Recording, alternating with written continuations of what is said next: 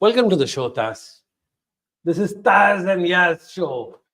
Well, many years ago, there was a show called Shaz and Waz, where Wasim Akram was with Shastri, and they made their career out of it. Yeah. Now they're everywhere. Well, if it's, are we live? Absolutely. Okay. The match between India and Netherlands, what do we have? Amazing performance. 5 big half centuries. Have you ever seen that? No, actually, personally, not to mention just the fact that the top 3 scored 50s, but the last 2 on that batting lineup scored hundreds. Can't miss out that fact that they still scored hundreds.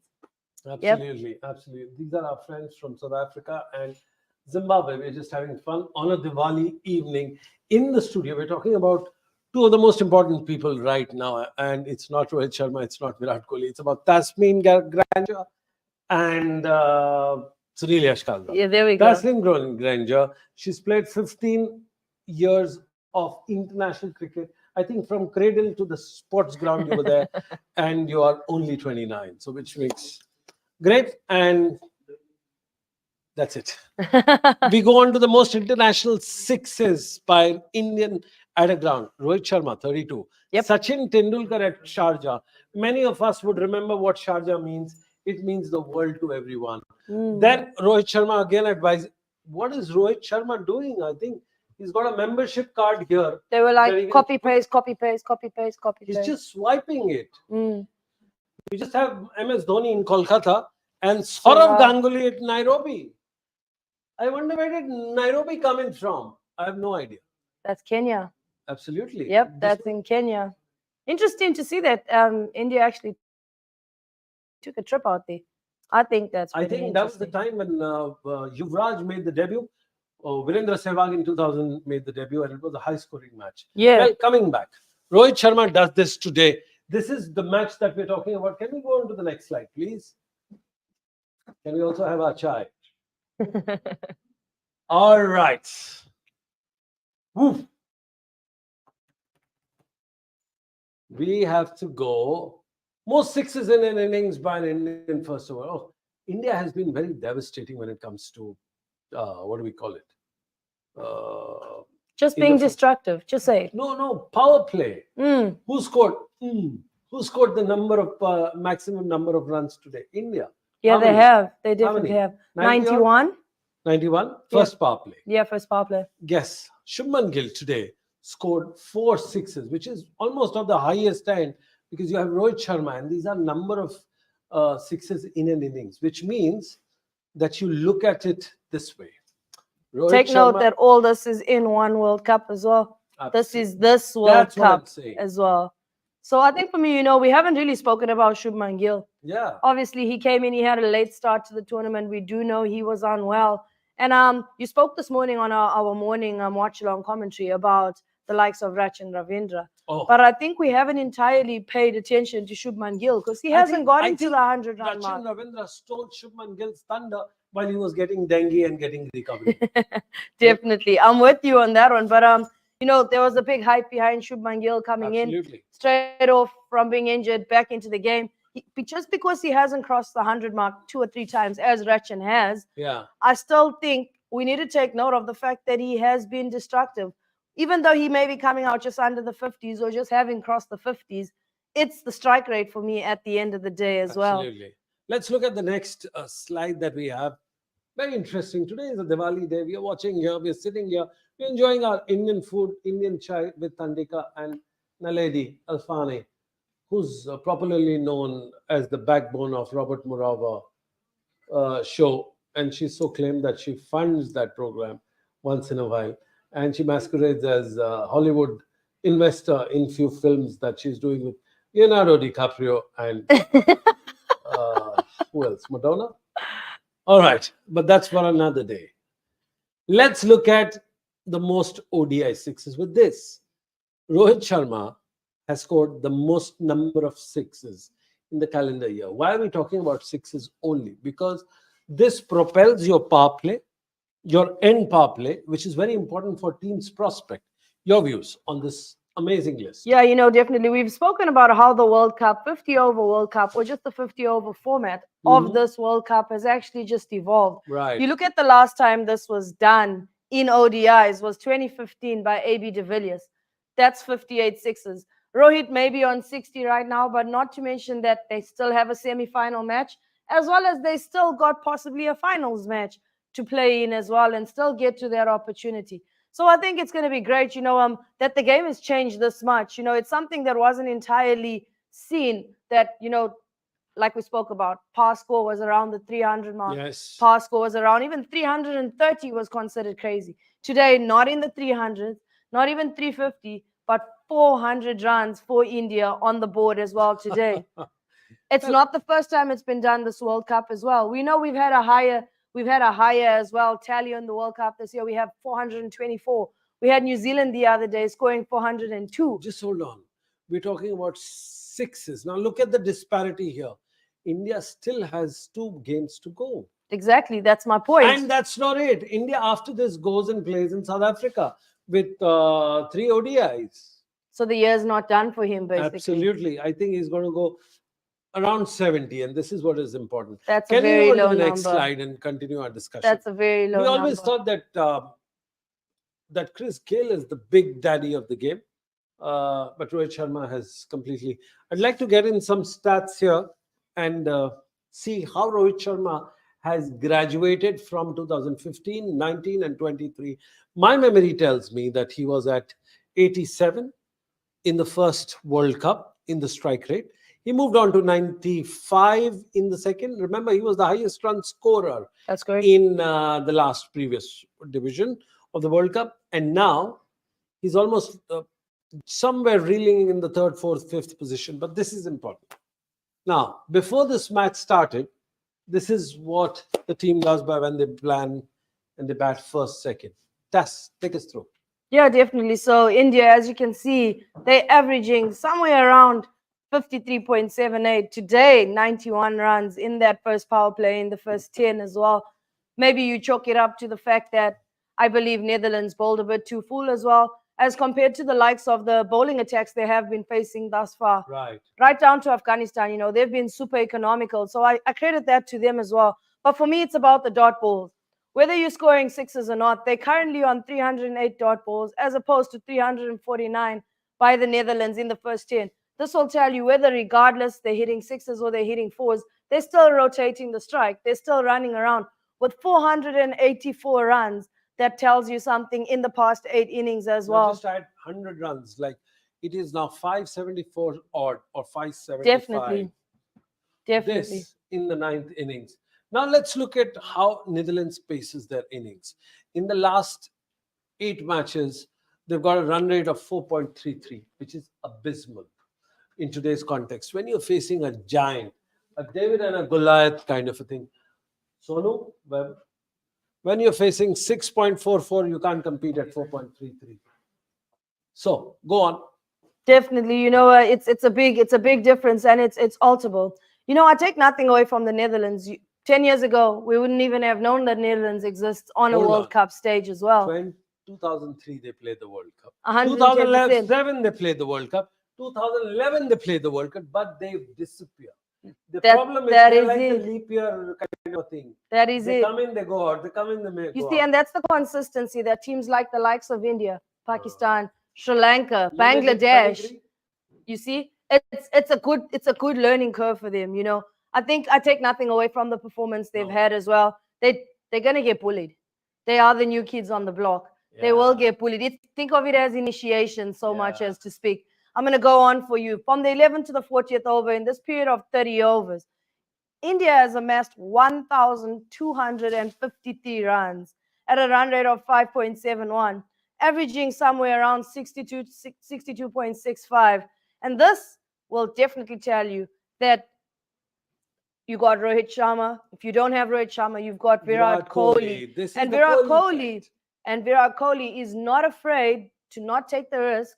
We've seen it in 2 innings, 3 innings in the past couple of games. If he's not getting sixes away, he's definitely still set to run hard. He puts pressure back on fielders, and he has fielders fumbling around overthrows coming in just because he's good between the wickets as well. Absolutely. This part for Netherlands, 960 runs. That's not bad as well. You know, from Actually, them, yeah. they're definitely still up there, 4.68. Something you look at the percentages, like you've mentioned, they've been at 2 or 3 World Cups prior to this. Something you must take into consideration.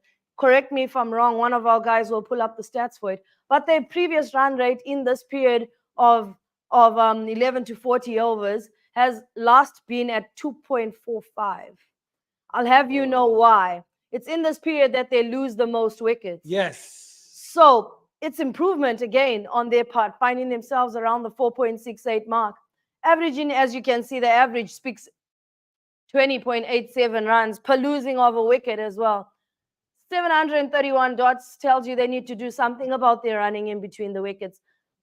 All this, maybe they can borrow some stats from us, see where to find the gaps, Well, and they work have someone through it. called Ryan Cook who seems to be completely updated with it. But there seems to be something wrong here. We've got our new guest and the old friend. New guest on the show, old friend. Seems like forever. David Brooks. He's joining us. He's the former. David, he's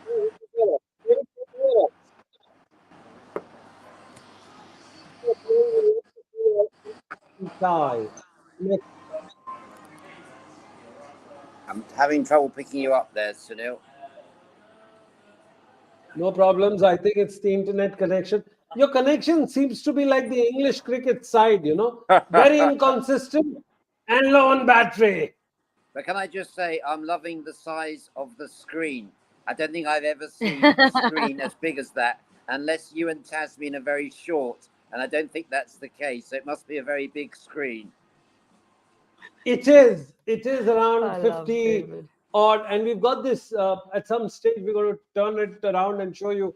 This is one of the biggest studios we've got exclusively for this watch along. Why? Because we can't get enough of it. You know, we just managed to do with half an hour of program, and I think we don't do justice to our fans who've been egging us to write and to give us more. So there we are. We are giving this thing. Just text him all the slides so that he can prepare and talk. Although he's an extempo guy, let's talk about 41 to 50 and then loop in David Brooks. So definitely, we know this is a destruction period. I think in one of for the semi-final shows, we're actually going to break down this 11 to 40 again, because I believe teams are holding it out till about the 30th, 32nd over from 11 to 32. But you should watch the switch and change from somewhere around the 32nd, 33rd over to somewhere around the 41st. We need like a second, another third division here. Right. I have you know, if I just get my notes from an analysis I did today on India's batting, they scored their first 50 in about 40 balls, 40 or 48 balls, just under 50 balls. They scored their next 50, and it keeps coming down. It keeps coming down by 10 balls, 8 balls, 10 balls, 8 balls, and the acceleration starts somewhere in the 32nd to the 40th over. If this does happen, by the time teams get to the 41st over to the 50th, the run rate goes anywhere near 10 runs at this point in time. All right, go on. So now, India in the last 10 overs, they've scored 289 runs in 6 innings. They have a run rate of 7.51. I'll tell you the reason why, because most of the time they were chasing. Yeah, definitely. And second thing is, they could not. Whatever they posted was from these 3 innings, if I remember. That's why majority of their runs are in this period. They've Yes. been finishing most of their games somewhere within the middle period of the overs. Absolutely. We'll come to that stats as well. Well, can we go on to the next slide? The bowling isn't bad either. Let's loop in David Brooks right now on the batting side. Yes, I can hear you now. Before we get, yes, David, tell us about the batting last minute spurt, the 10 over explosion that India has. Well, they couldn't have paced it any better. I mean, it was sublime batting from Iyer and KS Rao. I'm very happy for KS Rao to get a World Cup century, because his place seems to be, people always seem to be permanently discussing his position in the team. He looks a quality batsman to me, and I'm delighted that he got 3 figures today. and just shows the depth that India have in their batting. I thought that partnership between Iyer and David, forgive me for interrupting. We never had a problem with KL Rahul's batting prowess on the technique. Remember the match against Pakistan 2019 World Cup at Manchester? He was sublime. He was brilliant. But I the thought- problems, yes, inconsistency. It's interesting you should say that, Sunil. I thought today's innings, it took me back to that innings in Manchester. I haven't seen him bat like that for a while. Maybe he had that pressure as a captaincy for a short period, didn't he take over? But I think he's, that was him at his best. Because when at his best, he is a sublime player to watch. He's one of the most pleasing on the eye, in the Indian team, and there's plenty to choose from. Well, absolutely. He looks like a fine Italian coat stitched for the nice winter. He's like the Savile Row, Hampstead Road. You would need that Italian coat on today in London. It's very parky. We need that, but we need English cricket to survive and help the ODIs. And I'm very distraught with the way your English has been playing. And I'm sorry if I'm ranting enough. It's not to needle you or poke you, but just to tell you that, hey, Indians love to beat your Englishmen, and they're beating without a fight. So it hurts us. So just a quick update for you on the current ongoing game as well right now. Netherlands find themselves 25 for the loss of 1 wicket. They have? Yes, that is within 5.3 overs. Man gone from that innings for them is Wesley Baresi. He was gone in the first over. Start of the second over, call it. He was down at 1.3 overs. So they're just trying to start rebuilding again. They got Max O'Dowd and Colin Ackerman at the crease right now, trying to restart things. Just a little word on Max O'Dowd. He's a Kiwi born, played there, stayed there for many years. Now he's playing for Netherlands.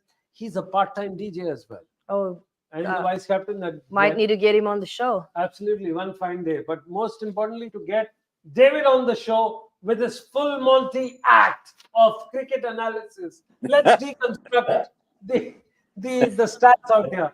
For you, David. Well, I was worried that you would ask me to do a full Monty in another respect there. I've got the orange shirt on out of respect for the Netherlands and what they've achieved in this tournament. I think it's a tremendous step forward for the Netherlands. It's not their fault that they're facing India in their last game when they're on their last legs.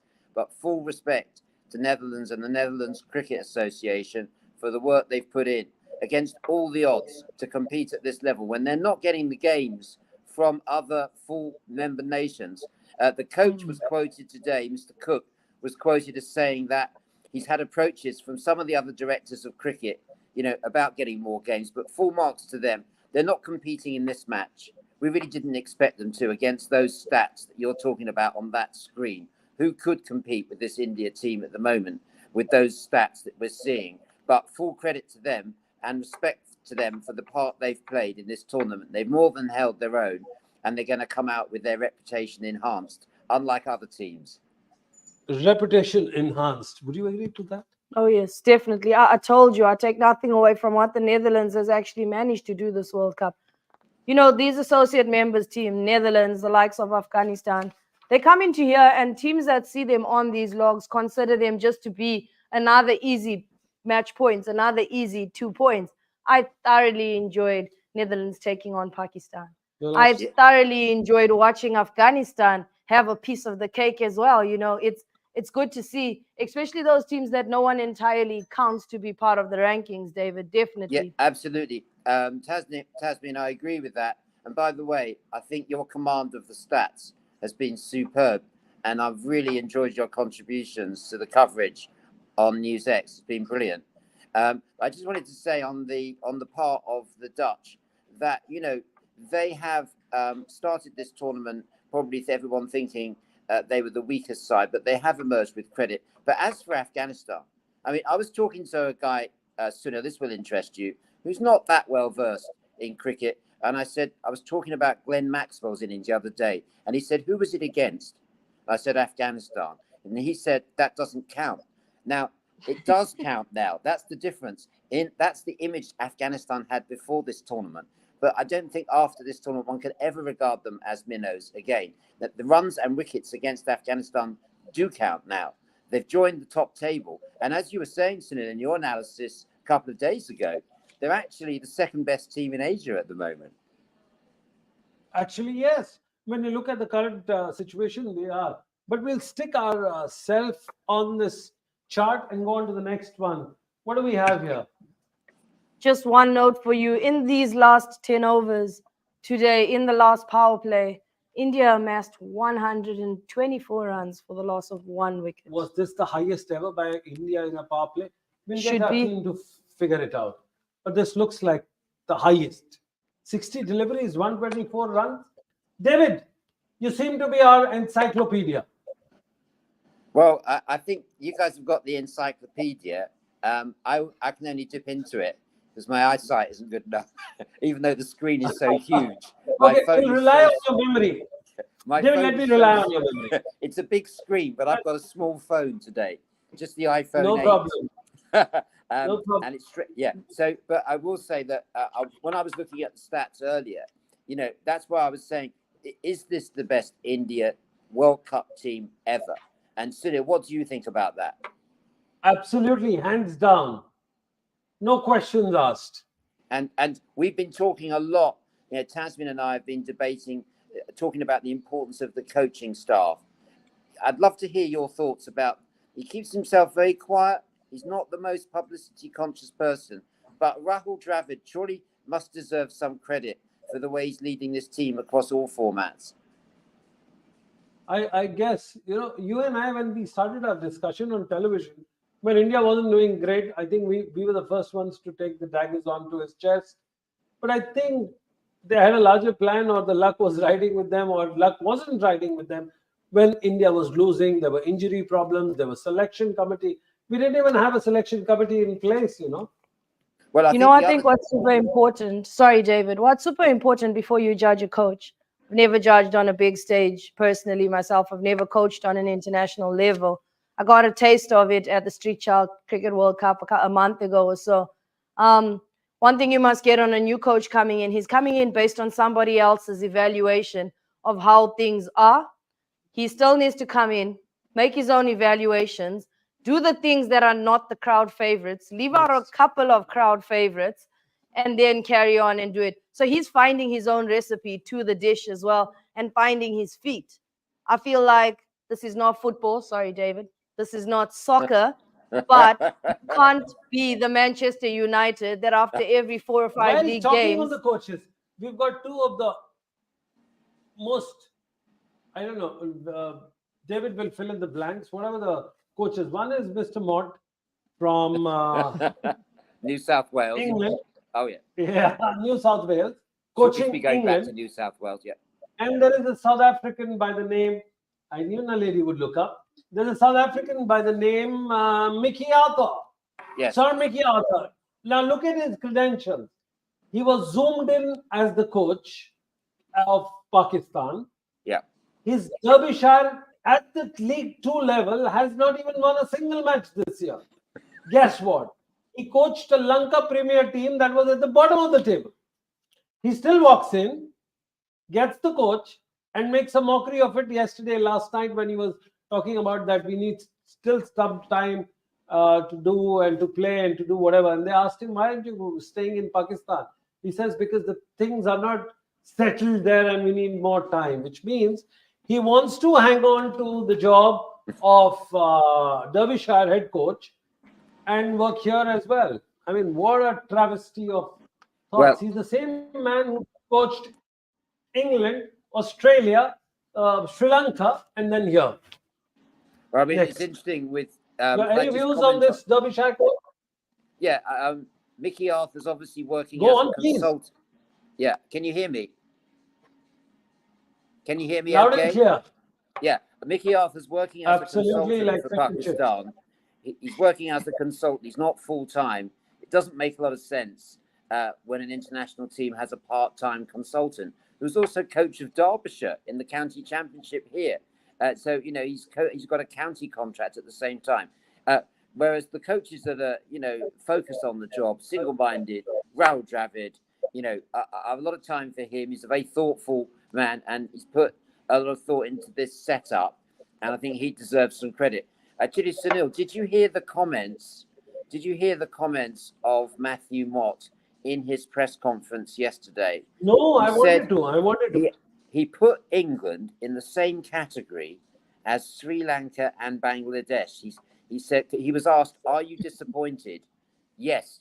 He said, "We're one of a number of teams who are disappointed by their outcome of this tournament." Now, really, is that the way an England coach should be talking? To bracket themselves with struggling Sri Lanka and Bangladesh? And not, he's taking responsibility, but only in a marginal way. He said he felt good in himself and he's felt even more determined to carry on than he was before. But if you read carefully the comments from the managing director of English cricket, former England and Kent batsman Robert Key, it's very interesting what he said overnight.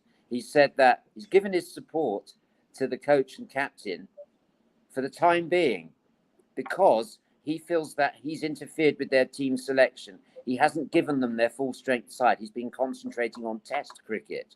So he's given them another chance. But if you read carefully between the lines of what he's saying, his patience is not infinite. And how England do in the tournament after the World Cup against West Indies, where Joss Butler continues to captain and Matthew Mott continues to coach, this will be their last chance. If they don't produce a performance in the Caribbean, you can expect them not to be in those positions for much longer. But Robert Key, as managing director of English cricket, given them a stay of execution. David, I've got a very basic question to ask before we wrap up this show. Come and regather in 10 minutes because our friends need to go back and have a go at the watch along. I want to ask you, do you think your team is the expiry date of the coach and the captain is gone past? Well, I personally would have, if it had been me, if I'd been the managing director of English cricket, apart from the fact that I would be suffering from stress by now, I would have taken immediate action. I would have taken immediate action and relieved them of their responsibilities. I'd have paid them off. English cricket's not short of money. I'd have paid them off and said, "Thanks very much, Matthew Mott. Perhaps you can find employment more suitable in state cricket in Australia because it hasn't worked here. And your performance in the last press conference was an insult to every English cricket fan watching it. His responses to the questions were so derisory that, he could have prepared some decent responses rather than just saying, "Oh, yes, it was disappointing, and a number of teams have been disappointing in the tournament." Fancy comparing yourselves to Sri Lanka and Bangladesh when you're the World Cup champions, going into defending champions, coming into this tournament. So, yes, there has been, if you look at the team selection for England moving forward, there'll be a lot of changes. But the key change, they've left Butler in charge. And Butler has been looking like been looking as bewildered as the coach. And to leave them in position is really asking for continual period of unease at the top of English cricket. I'd have been straight in with a review, and I certainly would have broken up. What's happened now, if I can say this to you both, is that when a team is losing all the time, they close ranks. And what's happened is Butler has endorsed Mott and said what a top job he's doing, and Mott has endorsed Butler. Surprise, surprise, surprise, surprise. They've turned inwards and they've pretending the real world isn't out there. But when you get past their cozy twosome, you realise there's a lot better people out there who could do a whole lot better and stop this national humiliation from continuing any longer. Interesting. Very interesting. I think this is the problem. We're going to discuss, David, just let's prepare our thoughts and notes about two commentators, former players of little consequence, becoming the chairman, the head of the National Cricket Board. One, of course, we're talking about Pakistan, and the second is England, the current England gentleman, who was earlier serving as a commentator. You know who I'm talking about? Robert Key. Absolutely. So we're going to talk a little bit about, I'm going to talk about Ramiz Raja, whereas you take a shot at your English guy, because I think getting commentators, it's like you get you get monkeys in your circus. No, if you hire monkeys, you will definitely get circus around you. So this is a Well, non-stop drama. yeah, I mean, he's not just, to be fair to him, he's not just a commentator any more than Tasmin is just a presenter. You know, Tasmin's a really good cricketer, and so was Robert Key. He did play for England, scored a double century against West Indies, and represented Kent as their captain for over 10 years. So, yes, he did move from the Sky commentary box. You're absolutely right. Uh, but people do move in and out of the commentary box. Look at Andrew Strauss. I mean, one minute he was managing director of English cricket. The next thing, he's congratulating himself on Sky on his own team selections. It is an Okay, incestuous fine. world. Look at Ravi Shastri. One minute he's the coach, next minute he's the In commentator, the and he's stadium. back coaching again. Oh, lovely. We've got the lady who's actually managing the Netherlands cricket. Her name is Snehal Pradhan Phadke. Snehal Phadke, and she joins us. Snehal, can you hear her? Joining in 2 minutes. Well, she's an amazing lady. She played for India team in the early 2000s, and she was a part Sunil, of the. Yeah, just can I mention one other thing while we're waiting for her to join? go on. Yeah, England have had another piece of bad news today. I don't know whether you've picked up on this. Their star bowler, No. the man that we expected to see in the team, Jofra Archer, has unfortunately Yes. got injured again and won't be taking any further part in the West Indies tour coming up. So it's more bad news for England, I'm afraid. Jofra Archer sidelined Paper. for the foreseeable future. And he's a big loss because he was expected to spearhead the attack. If you remember, he bowled the super over in the last World Cup final Yes. that won the game for England. And now he hasn't played for England for 2 years, and he's just one injury after another. And even the Sussex supporters, of which I'm one, are wondering whether he'll ever get back on the park. And it's people like Jofra who took England to those heights. And it's a great shame for him that Jofra, he's persistent elbow when was the injury. last time you met Jofra? I remember you meeting Jofra in the parking lot of your stadium. Am I right? A couple of months ago. That's absolutely right. And I said to him, Sussex fans will wait for you no matter how long it takes. But I wasn't expecting it to take this long. It's been 2 years now.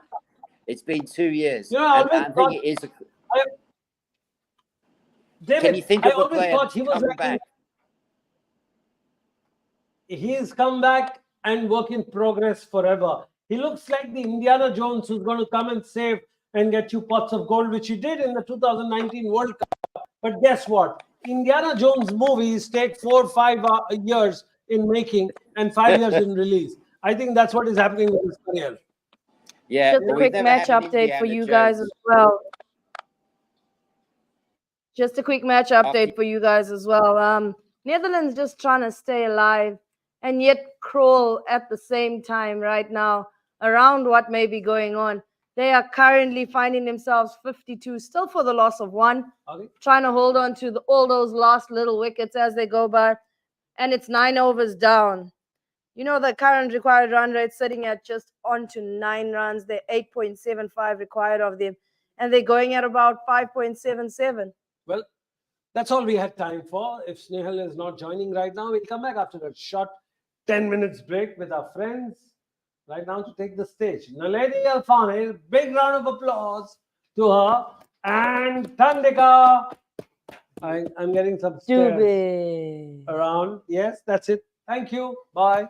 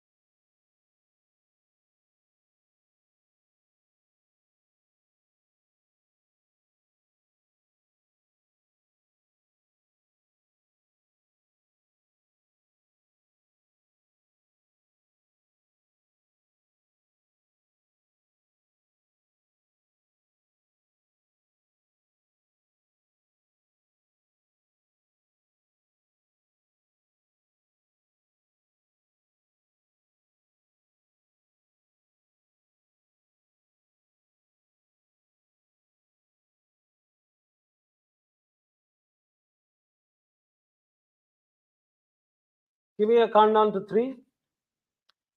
3, 2, 1. Well, that's been Granger, a lady who's played 15 years for Zimbabwe, international at the highest level. And we have a former Indian national player.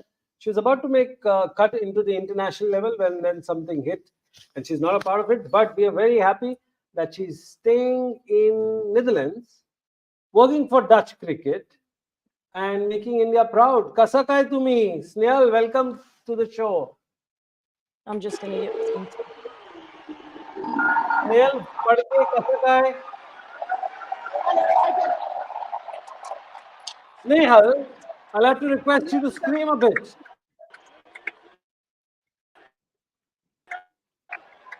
I'm sorry. She's actually at the I stadium, cannot right? hear you very well with the electrifying atmosphere that is in the stadium.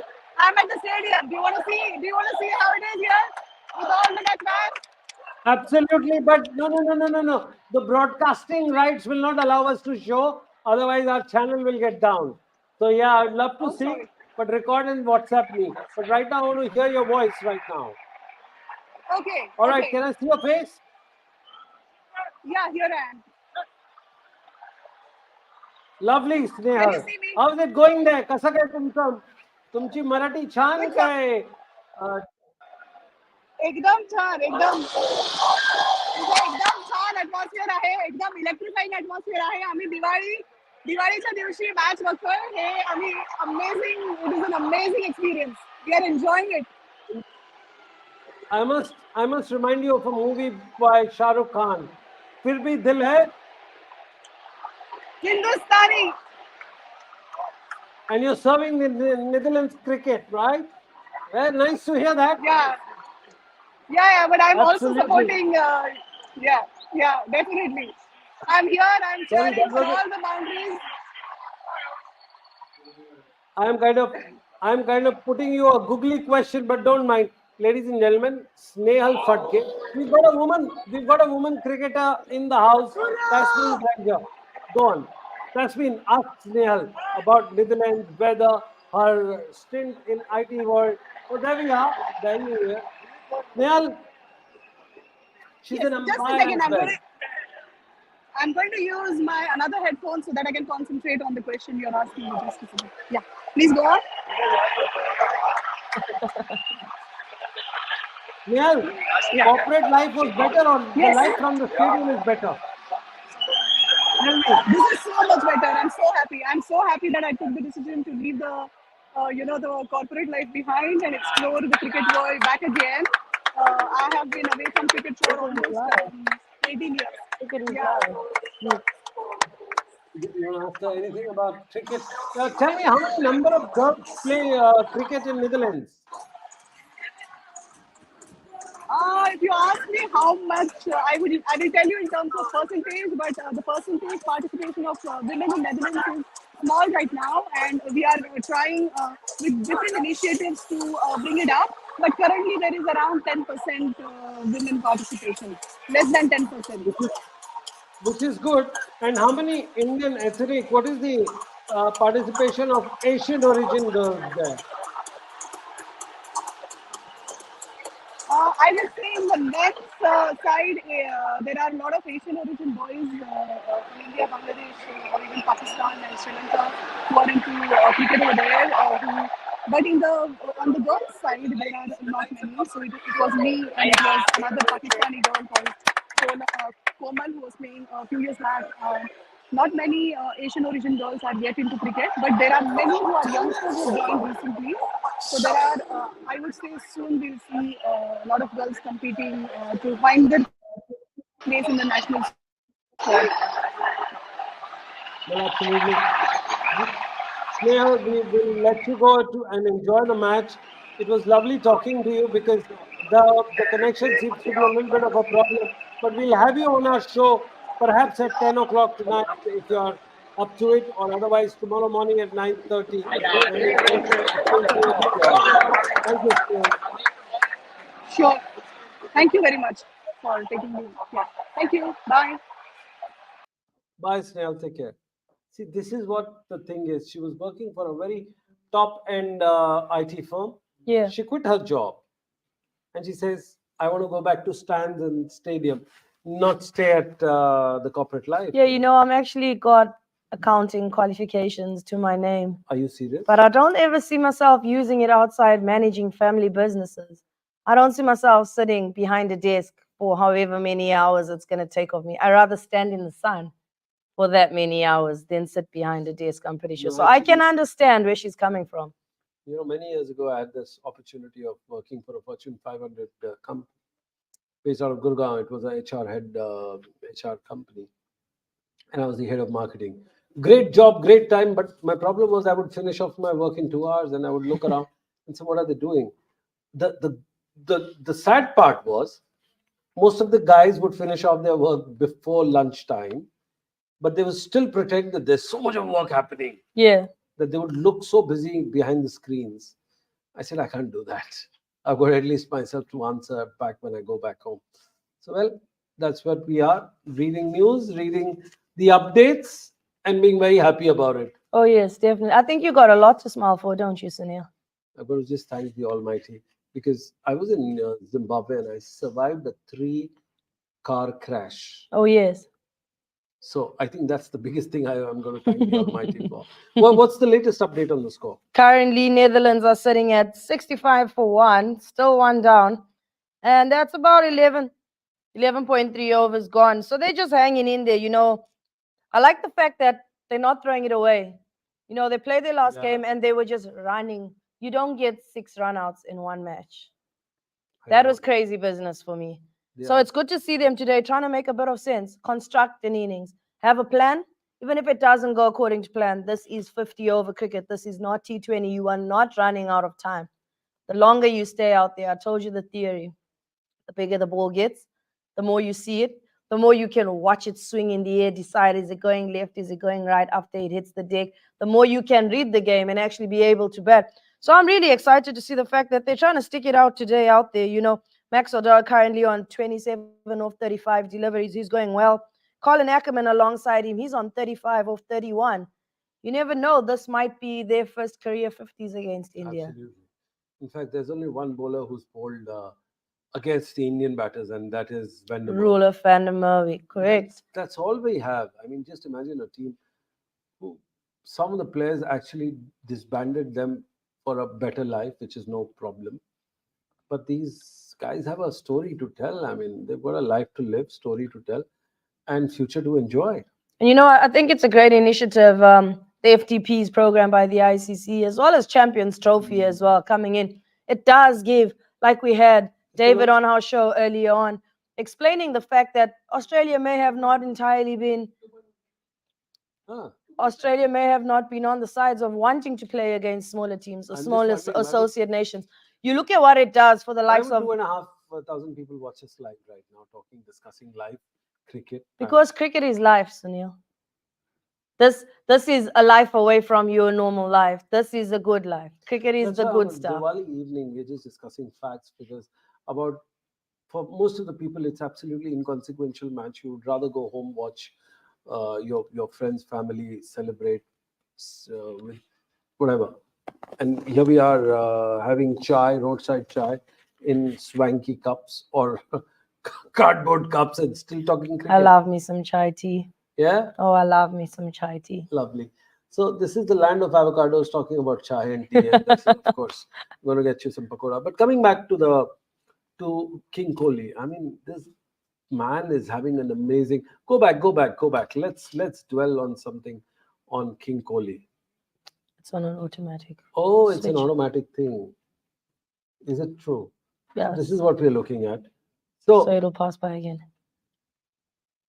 It'll pass by again. Definitely, I'm with you on this. Virat Kohli just having the great time of his life. You know, he has been consistent for me. He may not be scoring those hundreds over and over again, but he's consistently making team contributions. 543 runs so far in this tournament as well. You know, when you look at the batting rankings, he is currently first after the innings he's had today over Quinton de Kock. But again, I'm sure if we check and see the figures, he doesn't have the biggest strike rate. I explained this to you. That's because he is a grinder. He runs the ones and twos hard. He may not be striking sixes, being the Rohit Sharma who's got his name across anywhere where there's a six involved. but Yeah. he definitely is. He's been scoring runs. Is that his 71st 50 today? Correct me if I'm wrong, for Virat Kohli. You're right. So this tells you it's inconsequential that he's not scoring the hundreds, but he's consistent enough to keep his team in a good position. I think that's an important part. You don't have to score small hundreds. You've got to score big 50s. That's important. And when you look at the overall context of the thing, this becomes exceedingly important. The 50s, 60s, 70s. And they it's become not important. just the 50s, it's how often you score them as well. You know, I told you, if I was any team playing against India in this World Cup, I'd more than be happy to get rid of Virat Kohli before I get rid of Rohit Sharma. Yeah. That's because Rohit Sharma's game is to come and be destructive and just demoralize any bowling attack coming his way, be it a seam attack, be it a spin attack. But Virat Kohli, he's a problem. Like, he's genuinely a problem. You know, he comes out and he's more than willing to just put himself in a position where he tells himself, look, boundaries aren't coming about, but I'll take those ones and twos, because if I'm still in the game by the time the last 15 overs rolls out, I can go big, knowing that we got a deep tail. And they've shown that today. KL Rahul just crossing the 100 mark as well. You know, you still have guys like Shiraz in their lineup as well that crossed. What more if they had Hardik Pandya Oh my God. in the team? He would have definitely scuttled everyone. But look at the depth. Very important point. Nobody is talking about the absence of Hardik Pandya. No, not at He all. was number one all-rounder in the world. You see, they got them a class bowler Yes. in Shami for a start. So automatically the bowling department is not missing Hardik. Not at all. Then they have guys like Shiraz. Iyer, who are rising up to the occasion. They have KL Rahul, Who's who's shaken off whatever little bit of rust was affecting the pipes in the body, and he's come to the run scoring party as well. absolutely. I think these guys will not let us take rest. So we might as well continue for another 5 minutes. Stop the stream. Get Naledi Afani. I'm sorry, I cannot be as impressive as Robert Murava, but I'm still trying. This is our first attempt of watch alongs talking about it. Do you think we're doing good? Absolutely. 3 out of 5? Fine. 5 out of 5. That's because I'm paying up bills. I'll I've take been- it. I'll take it. I'll No, definitely but take it. this is one of its kind. We're just talking about basic what we've been living. It's not stats. It's what our No, definitely. life means, in Excel. I think we dream in numbers by this time. Sunil. actually, we like the Van Gogh in Excel sheets. I definitely think we're dreaming in numbers right now, Sunil. Absolutely. Great. Any other updates that you have that we can talk of? I have unfortunately lost my internet connection. One of you out there in the crowd, do you want to tell us what the current score update is right now? See, this is the greatness of having a team. Absolutely. Now imagine if there's 11 of you just backing each other up out there. If just a team of 1, 2, 3, 4, 5, 6, 7 people is doing this. 66 for 2. They've just lost a wicket. That's 66 for 2. Who is gone? Colin Ackerman. Who took him out? Just say it 5 times. Ackerman. 5 times. They are gone. Colin Ackerman has been dismissed by Jadeja. Kuldeep Yadav. Had to be a spinner. They've brought him into the show, And I think Kuldeep, for me, he's been spectacular. He does find himself somewhere as well, pitching up, I'd say, in the top 15 of the bowling rankings. And, we're not talking about him as much as we're talking about Jadeja because he hasn't taken a 5. But you can't ignore the fact that he's been super economical. He's been super good. Let me tell you something. You can be the Gerald Coetzee of your team and take wickets, but be traveling at 8 runs to 10 to 10 runs and over. Or you can be the Kuldeep Yadav of your team that takes 1 or 2 wickets, but your economy is somewhere in the 3s. Jasper Bumrah again is a good example for you. Somewhere in the 3s, but it's those guys, Kuldeep Yadavs, that create the pressure for the likes of the Mohammad Shamis to come in and clean up at the end of the day. Because if a batsman settles on one end, they're definitely coming back to face the next person on the other end with a whole lot more confidence. But if they're coming from this guy, go forward, go back, go forward, go back, then they get to the other side and they're like, now I still got to deal with this guy. But when they're coming from an end where they're saying, bang, comfortable, one on the ground. Bang, comfortable slog sweep through cow corner. Bang, hit a hard gap at square leg. When they come and they face you, in their minds, let me tell you about 50 over cricket. Batsmen at the crease set a total together. Tell ourselves, we want to go at 4 runs and over right now. Whether we take them in singles, that's good on us. Because if you take 4 singles, the last 2 balls, you're most likely to find a boundary. If you find a boundary, say you find a 4, that means you scored 8 runs off this over. The next over comes. If it's a difficult over to face and you get 2 runs, the excess 4 runs from that side overflow into this over and the pressure is taken off you. But if you come and you haven't scored the 4 runs you set that side, you look to compensate in the next over that you face. Compensation is whereby now batsmen start trying things, playing shots that may not be there or forcing shots that aren't there, and that's how wickets are created at the end of the day. Very interesting. Professor Tasneem Ranger, the professor of cricket, cricketology. I am dead as tired and I want to sleep. I'm sleep deficit. We're still there. We still got about maybe 4 hours to go. 3, if not 4 hours to go. 3 hours. Just 3 Well, hours. that's all we had time for. We keep watching this live stream and we'll be back with our 2 of the best friends that we've made in the last 1 month.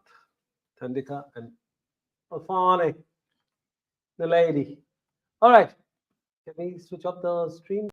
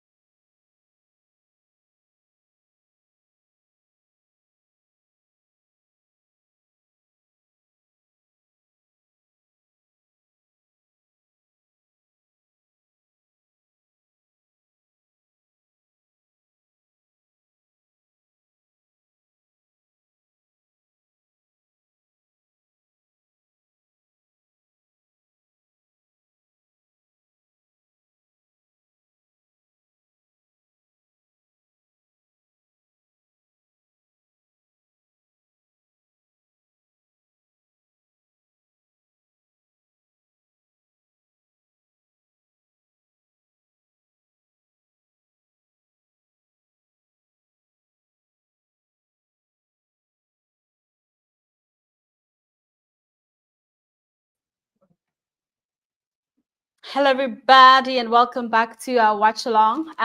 Man, I don't think we're gonna be here for long because it seems like India just wanna go home and celebrate Diwali. You know, the score as it stands is 71 for the loss of two. I guess not too bad for Netherlands. However, the required run rate and the current run rate is actually very low. At 4.91. The required rate is 9.59.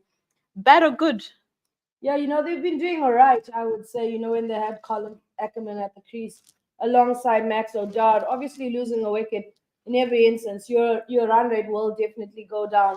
And if your run rate is dropping, the current required rate of you will definitely climb up again. Yeah. So it'll be interesting to see, right now at the crease, they've got Cybrad Engelbrecht, and he's been in great form. He's been in great touch for the Netherlands as well. Yeah. I'll keep reiterating that this is a great learning curve for Netherlands. I don't think that they'll ever get the chance on such a big platform as well to be able to play an informed India team, an informed top. Don't forget they have not lost a match so far in the group stages of this World Cup as well. So it's a good learning curve for them. I was interested to see. I thought that Jasper Bumrah, Mohammad Siraj, and Shami were going to come and just finish the game. I made a bet with you this morning. I'm so glad I didn't put chocolate on the line, and it was a passing conversation that Shami was going to come in and just clean up shop. I think it's been very well negotiated by Ackerman as well as Max O'Dowd. Fortunately for Ackerman, falling short in the 30s. But you just look at the bowling stats right now. Bumrah, no wickets, one maiden over, 19 runs and 4 overs. That gives him an economy of 4.75. Again, Mohammad Siraj, just the 1 wicket. He went for 24 runs, 1 maiden, 4 overs. Again, economy of 6. That's brilliant for me. Like they're out there negotiating their way with it. They're not just throwing the game away as they did in the last game as well, where we've seen them coming out just bat on ball and taking off. And they had the whole world asking, where are they rushing to? They left a good 22, 21 overs behind them as well. And this is better. This is way better from them, definitely. And I have to agree to say they're trying it. They're trying out there. I think if they're going to lose with some dignity. Of course, which is what England really did in the past 2 matches. They've been obviously knocked out of the tournament, but with some dignity, just performing so well in the last 2 matches. But coming back to, this match, like you're saying, India did really well, unbeaten in all the matches so far of the tournament. Wouldn't you want to rest your key players, in this one and just give everybody else a chance and just rotate the squad? I would expect, to see Virat Kohli resting today, Rohit Sharma resting, and just, giving Prasid a chance to also, come and just be part of this match today. Yeah, I think rest is important if your squad is not fit enough. But if you're the team going in currently, we know that they're definitely going to play New Zealand in the semi-finals. They're at a stage where they want maybe any batter that you would possibly, the likes of Virat Kohli or say Jasper Bumrah or anybody to be resting right now, would probably have put their hand up and said, look, I've maybe bowled, in the case of Jasper Bumrah, I haven't been nailing 2 out of 3 Yorkers in an over, and I need to go out there and work on it. It's not something you can do in the nets. Sure, you can stick a cone on top of the stumps. You can take off. Seam bowlers do the weirdest things. They take off a boot from somebody else and they stick it by the stumps. And they have a bowl at a boot, for most of the day. It's one thing doing that, and it's one thing doing it against an actual human being that has the ability to hit you. Same thing with Virat Kohli. I think it's something that he's put himself in a position where he said, I want to iron out the kinks. Maybe he hasn't feel like he's been middling the drive. It could be his most favorite shot. He doesn't feel like he's hitting the drive clean. So just maybe they had a few things they too wanted to work out ahead of their semi-final match. In terms of rest, we do know there's a 2-day rest period before the semi-final start as well. So I think it's more than enough time to rest, especially if they are in a position whereby they're fit enough. I mean, speaking of being fit enough, we saw a player, I forgot the name, who was just cramping in that match. So surely not so fit enough to, play the game. Yeah, I think that's the first time that was Shiraz. Yeah. That's the first time he's batted so deep for India. So That's it's the taken first a toll time- on him. That's the first time he's Yeah. found himself with his body under so much pressure. Yeah. You keep asking me this question, and I'm going to invite you. We need to have a social match. I need to We're be going to there. recruit I our want to see technical this. team. All Uh. the guys that work behind the scenes with us, we will recruit our technical team. Yeah. The three of us as well, you know, maybe our chef. Maybe Yeah. our chef, if she's willing, we'll recruit our chef as well, Auntie Gunjan. We'll just make a big social team about this, you know. Yeah. Have the technical guys, Sonu Kumar, as well as the guy we've just named Weber. Like we nurtured and we gave the man a A name. nickname. Not that he New didn't have a name. name, but I like mean, we gave him an English name. Not sure what happened along the line, and we were so convinced for like the first 2 weeks that that was his actual name and until he texted us from his own phone, and it was showing his name is Viber, and we named him Weber. Weber. Somehow Just I was imagine. convinced that was his name. I was like, okay. But the moment, like we're saying, when I saw the name, I was like, wait, Weber, Weber.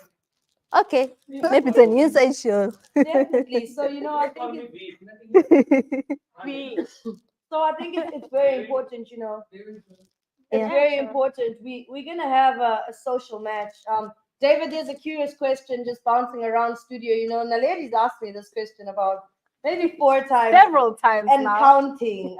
We still got 4 more Semis. matches after this for her to keep asking me this question. Yeah. But she wants to know, after bowling the whole day, 10 overs on the trot, How are your painful arms is it? not full? Yeah. We seen today, Shiraz, I had cramping up somewhere along, I'd say just after crossing the 100 mark. She wants to know. So we're thinking of maybe we can get the company to fly you in just for a weekend of social cricket. We've hired our chef, we're recruiting our chef, we're recruiting all the technical guys on our team as well to just come out and have a bowl so we can have a body evaluation check. Oh, I would love that. Yeah, have a word with the big man, and once I get my passport back, but it's interesting what the question that the lady asked before that, which is, you know, why play the same team if you're already winning and you don't need to win this match? Well, I think India, they want to put some records down. They want to win 9 of their 9 matches. You've got a queue of batters waiting to add to their run tally. Try telling Kohli to stand down from today's match. I mean, and try getting the ball. Try getting the ball out of the hands of Siraj or Shami or Bumrah. I mean, these guys, they're in the form of their lives. They're going to want to play every match. It's not like they've got any squad rotation necessary because of injuries. So they've, you know, they can afford to pick their strongest team. So they may as well keep playing it, I think. You know, if they had doubts about some of them, then fair enough. And as far as Siraj's cramp is concerned, I don't think that was as serious as what we saw from Maxwell. And we all know what Maxwell did when he had cramp. He got about 100. He started hitting sixes and falls all over the place because he couldn't move his feet. So it's like Steve Smith. It's like Tasmin, when we were on air together and we were discussing Steve Smith's vertigo. Now, that was a curious reason for pulling out, you know, of a match. And Australia had to have plenty of squad rotation because people have been crying off at the last moment. I don't mean that in a disparaging way. I'm sure that it was a case of vertigo and vomiting, but, you know, it could also have been a slight sense of, you know, of dread about the situation, or not necessarily feeling like you're on top form and you can't do yourself justice or whatever. But no, if I was Rahul Dravid, I would have kept the same team, and that's what the India have done today. You know, finish things off and add to the stats, because all these stats are, you know, they're the way in which players are judged. We saw the celebrations in England yesterday when David Willey took his 100th ODI wicket on his very last game. Incidentally, it's only his last game because he retired after finding that he was the one member of the squad, England squad, who hadn't received a new contract. Can you imagine being the only player out of the squad who hasn't been given a contract? I mean, that is putting him in an impossible situation. He had to announce his retirement. He cannot continue to be messed around in that way and feeling like a spare part when everyone else has a contract and he doesn't. I'm with you on that, David. And just thinking about, India wanting to finish strong and end things off, they've just taken a third wicket. They've seemed to say their spin bowlers aren't getting much pitches from obviously bowling at the Dutch players right now. They seem comfortable enough. They've brought in spin into the attack. And the first wicket was there, definitely done and taken by Kuldeep Yadav. He came in, he struck. Jadeja comes out as well, his first ball of his first over, and he gets a wicket as well. So now Netherlands find themselves in some form of trouble. They are 76 for the loss of 3. This comes after 16.4 overs. We've seen Netherlands place too many dot balls against any other spin bowling attack, have 6 runouts. Do you think we're in for a repeat of this since India has brought the spin bowlers in? Well, I'm not sure if it's going to be a repeat, but there's some common patterns in there, isn't there? I mean, the panic's going to grow as the overs get ticked off. Once Jadeja comes on to bowl, the overs fly by so quickly that before you know it, 10 overs have gone. You haven't added to the score, and you face an impossible target. And that's it's already an impossible target for the boys in orange. And I'm paying my tribute to them with my orange, wearing orange today, just out of respect for Netherlands. Very grateful to you. Just out of respect for Netherlands and what they've achieved in the tournament. But they're not going to add to those achievements today, I don't think. Although, yeah, as you say, they've started quite nicely before that last wicket. But they're really not going to get close, are they? No, I'm not too sure of that. Talk to me a bit about Scott Edwards. We seen him have a great innings against South Africa, and then he's just sort of disappeared a bit, from the whole entire scene. We've seen him play the sweep shot, come out to it twice against the spinners. Do you think there's some form of repetitive nature and forced here not to want to learn? Or is it a case of, I'm going to keep doing it till I get it right? Well, they don't get much. I mean, my sympathies with Netherlands because they don't play that much.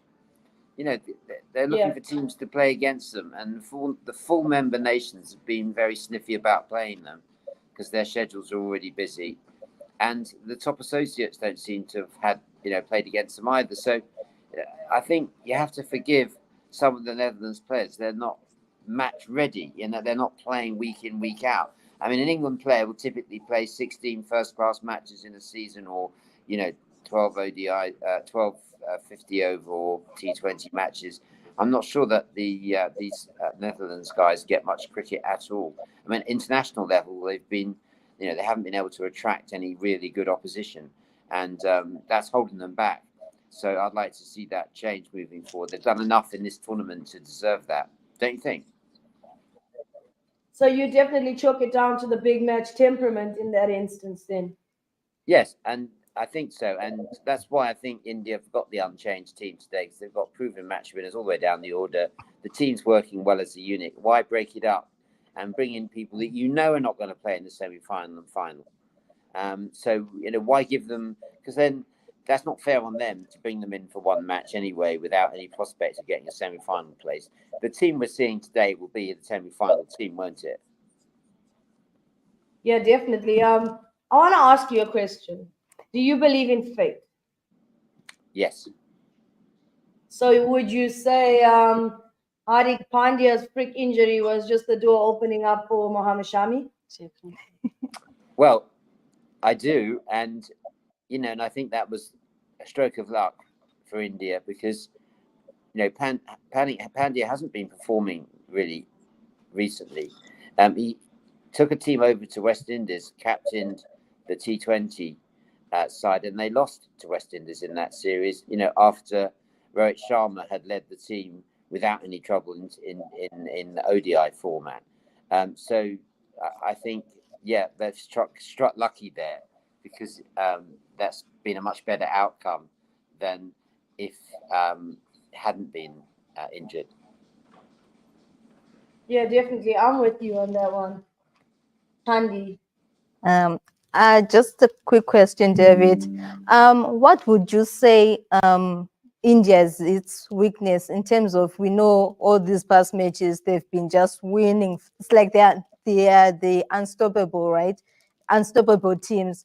But I'm sure, like every other team, there are those weaknesses. What makes them tick?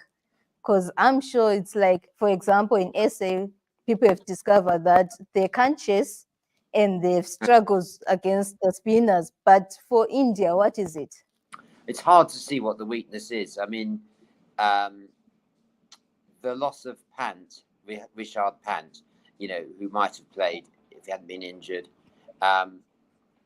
Possibly you could say, the wicket-keeping position, but you can't fault the bowlers and you can't fault the top order. And I think it'd be very difficult to replace those. So I think they've got the right team, and it's not easy to make a case for anyone to come in instead of them. Yeah. Okay. So, and who do you think India, let's just say we're imagining they are going to face in the finals?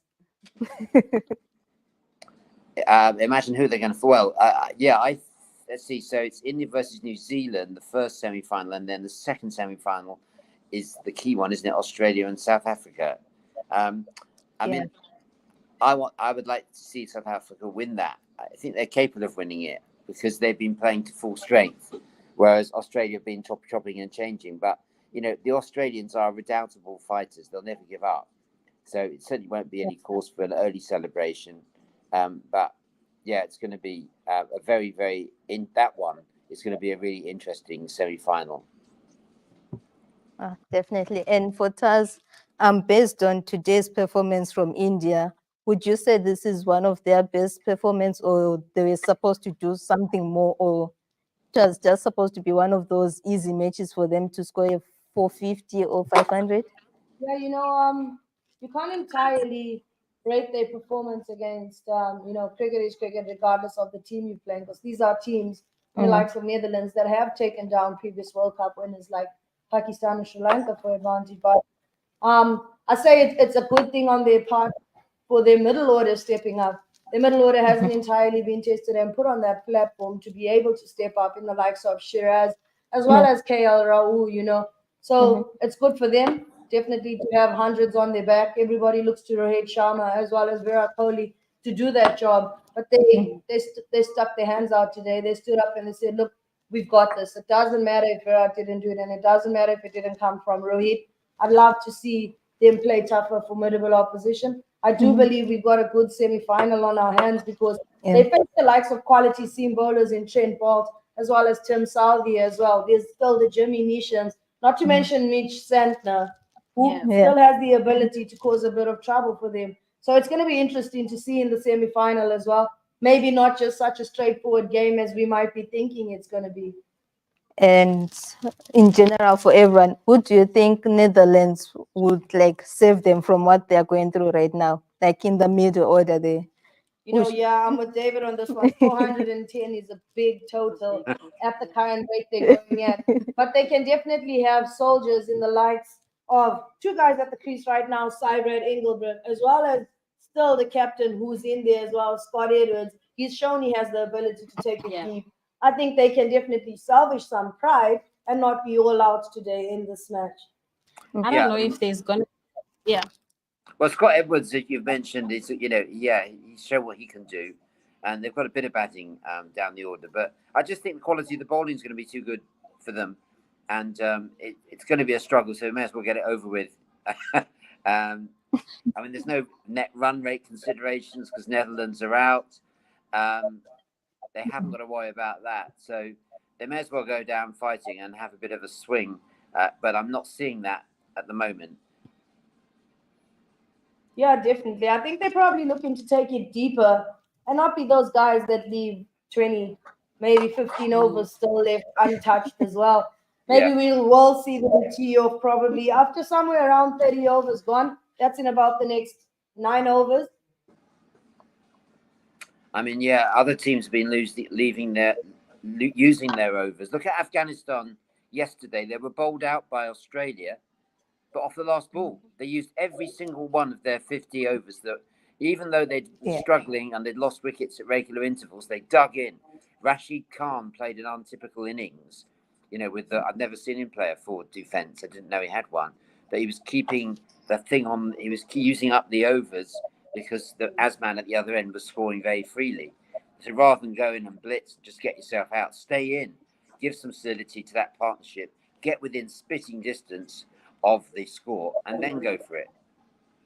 Definitely. I think it's super important that teams like the associate teams, being Afghanistan as well as Netherlands, they need to grow a long playing mind as well. We spoke about it earlier to say that Afghanistan would come with the approach of breaking down the innings into T20 matches, two T20 matches, and a 10-over match situation. It's important for them to grow and get essence out of this tournament as well. Bat your full 50 overs. Maybe somewhere down the line, someone might just be overly inspired by Glenn Maxwell and decide to try something like that. But if you leave the 20, 30 odd overs behind you, you keep asking the questions of what if, regardless of the score on the board as well. You need to show that you have the character to be out there for the long periods of time, that you can play 50 over cricket and not just be done in the first 25, say, to 30 overs. Yeah. And incidentally, what do you guys think about this rumor, and it is only a rumor at this stage, that the ICC are planning to replace the Champions Trophy with the T20 global competition? I mean, I don't know. I think it came from the sponsors, and I don't know in which sense it would make sense for them, maybe financially. But we were just talking about it yesterday with Tandy. She was saying that it could be maybe because people really might not have time, to watch cricket for the entire day. So it would make sense, for fans who maybe work for like 9 to 5, they would be able to steal some hours and just, be glued to their screens to watch that. But coming back to that, I don't know if this means that ODI is a longer version of it and they just want to do away with it for that one. I think Tez might be able to tell us what the story is there. But I think, in terms of time, it really works for fans who really have got, working lives. Exactly. Because when then do the likes of Netherlands, Afghanistan, Scotland, anybody coming from the associate members nation, already maybe plans to scrap bilateral series have already begun. When then do they get the chance to actually practice 50 over cricket on a larger international format before coming to the World Cup, to be able to have a progression stage throughout the year, a gradual build-up, to keep pointing out things where they're missing it here and there, then just get to the World Cup after having a full calendar year of T20 cricket and produce the quality that's required to be seen at a World Cup in a 50 over format. Yeah, when you put it like that, it sounds quite simple. I hope they don't make it more complicated than it is. And also, if like they want to take it back to, like a T20 format, wouldn't it have been fair to like play in a T20, to have teams qualify for that tournament? Yeah, it's like David said, it's still currently just a rumor, nothing confirmed yet, but it's definitely very interesting. I would personally like to know if it's true, what the reasoning behind it would most probably be. As for me, I would say, if you are based in Africa, you always say everything starts off from a rumor until it's the truth.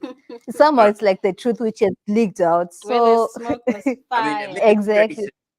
Administrators have let the ODI format decline. It's been deliberate. In England, they've pitched the 20 over, the new 100 ball competition, which is what, 16.2 overs. They've pitched it directly against so the 50 over competition is played against the 100 ball. So whilst the 100 ball is going on, county cricket continues, but they're having to play second 11 players. So they've downgraded that competition. And when Roland Butcher, the first West Indian to play for England, of course, when he was on the programme yesterday or 2 days ago, he talked about the contempt for 50 over cricket that is quite common at the moment amongst administrators and certain players as well. Players have to stand up and say, we want long form cricket. Otherwise, just give them the diet of T20. Most people would say, if you ask fans, do you want a constant diet of 140 T20, or do you think there's still a place for ODI cricket? And I think with a bit of orchestration, that could really work really well. Say 6 games on But I mean, I think there's a lot of questions to ask of the ICC why they're losing faith in this format, and I think that the review will be buried, because when India win the World Cup, everyone's going to be wanting to watch more ODIs. India's win will be very significant, will probably save the format. The next two World Cups are safe. They've already been allocated 50 overs, but it's the ones after that I'm worried about. But Champions Trophy, there's a grab on that right now, threatening to reduce it to a 20-over tournament. I just don't see the point. Fine 20 over at domestic level, but 50 over should be where it's at in the senior game. Yeah, definitely. I'm with you because not only is it a mental switch for players, you've got to switch from T20 mental brain thinking to a 50 over mental brain thinking. And I believe the 50 over thinking is a perfect bridgeway into Test cricket. Yeah, it is. So at what point in time do associate nations gain Test playing status and go straight from T20 into playing a Test match? That's right. It kills their ambition, because they won't have enough time to play and to learn. So it's a real barrier. Definitely. I'm not sure if you guys have anything else. I mean, we only have 3 minutes left before our time is up. David, thank you so much for joining us. But before I let you go, India have really just been the invisible team, unbeaten so far. I mean, when they played the World Cup and hosted in 2011, we saw them emerge as the champions. And same thing, 2019 England emerging as champions. Is this India's trophy to lose? Because I feel like really they've got this in the back. It's just, if they lose it, it's on them. They'd have to have a real off day. And how will a top order like the one they've got, how will they all have an off day at the same time? I mean, England managed it 3 or 4 times. And don't forget, England lost to the team we're watching at the moment, the Netherlands. So, yeah, I missed that. Sorry, I missed what you said. I said they could possibly have a whole medal order having an off day because there's something in the water. Yeah, but no, I'm just people have been complaining about, there's 1 or 2 things in the English media today about, the 50 over format is tired and it lacks context in the middle of the innings. But it wouldn't be too difficult to improve that. And there's an ex-Australian cricketer called Ian Chappell who's written a very good piece on this. I think it was in the Telegraph. So, yeah, I think players have got to speak up for the ODI format and say, we want to play it. We don't just want short form. Yeah. David, thank you so much. Unfortunately, that's all we had time for. Thank you so much. Always a pleasure talking to you. Yeah, and that's where we are leaving it for today. And there's no chocolate time, prediction time.